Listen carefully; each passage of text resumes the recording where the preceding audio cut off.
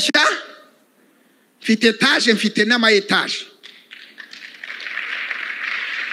Ndavuze ngo mfite etaje, mfite n'ama etaje Imana yampaye.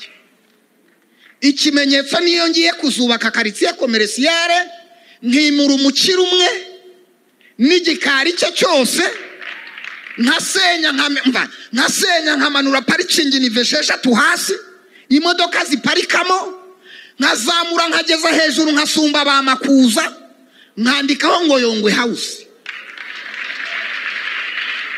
Nibitaba muzamenye ko ndi umubeshyi.